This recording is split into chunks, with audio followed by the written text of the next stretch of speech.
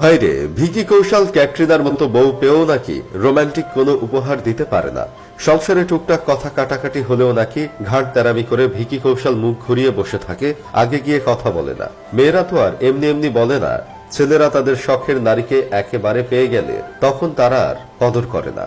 মেয়েদের এই কথাকে প্রমাণ করে দিয়েছে ভিকি কৌশল। আর এইসব ছেলেদের প্রেমে ক্যাটরিনার মতো মেয়েরা পাগল হয়ে মুখ থুবড়ে পড়ে যায়। ভিকি কৌশলের সাথে অনেকদিন লুকিয়ে প্রেম করেছে ক্যাটরিনা কাইফ, তারপর হঠাৎ করে একদিন করে ফেলেন বিয়ে। সম্প্রতি এক শোতে ভিকি কৌশলকে প্রশ্ন করা হয়, ক্যাটরিনার সাথে সংসারে বিরক্তিকর বিষয় কোনটি?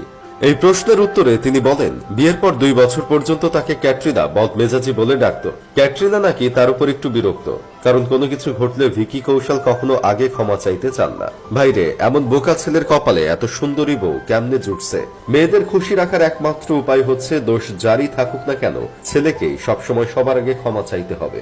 একজন নায়ক হয়েও এই বিষয়টা জানেন না ভিকি, আবার বিয়ে করছে ক্যাটরিনার মতো মেয়েকে। ভাবা যায়। তাছাড়া ভিকি কৌশল তার সুন্দরী বউকে নাকি লাস্ট উপহার হিসেবে গহনা কিনে দিছে, যেই উপহারকে ক্যাটরিনা আনরোম্যান্টিক বলেছেন। এখন আপনারাই বলেন, এমন একটা সুন্দরী বউকে কেউ গহনা উপহার দেয়?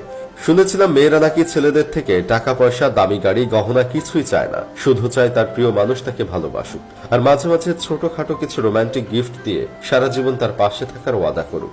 এটুকুই ছাড়া আর নাকি তেমন কিছুই চায় না মেয়েরা।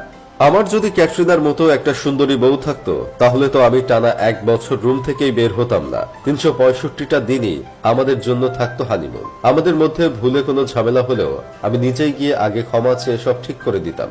এত সুন্দর বউয়ের সাথে আবার কিসের রাগ?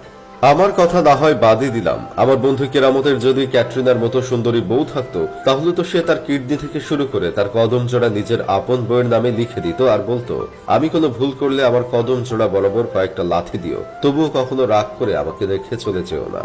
কেরামতের কথা বাদই দেন, বলিউডের ভাইজান সালমান খানের কথাই একবার চিন্তা করেন। ক্যাটরিনা কাইফ যদি বলিউডের ভাইকে বিয়ে করত, তাহলে ক্যাটরিনা কাইফ পেত একজন বডি বিল্ডারওয়ালা একটা রোমান্টিক জামাই, যে তার মুখে একটু হাসি ফুটানোর জন্য পুরো বলিউড কাঁপিয়ে ফেলতে পারত।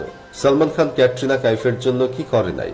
সিনেমার মাধ্যমে 2005 সালে ক্যাটরিনা বলিউডে পা রাখার পর থেকে সবসময় তাকে সাপোর্ট করে আসছে। এমনকি ভাইজান তার সঙ্গে প্রেম করে গেছেন দিনের পর দিন, এমনকি এখনো তাকে আগের মতোই সম্মান করেন ভাইজান। তারপরও ক্যাটরিনা আমাদের ভাইজানের মতো একজন রোমান্টিক দায়িত্ববান ছেলেকে রেখে আনরোমান্টিক কেয়ারলেস ছেলেকে বিয়ে করে দিছে।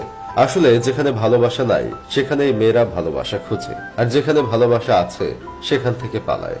যাই কাজের কথা কই, আমার আর বলিউডের ভাইজানের মধ্যে একটা মিল আছে। তিনি এ পর্যন্ত যাদেরকে চেয়েছেন তারা সবাই অন্য কাউকে বিয়ে করে নিছে, আমিও যাদের চেয়েছি তারাও অন্য কাউকে বিয়ে করে নিছে।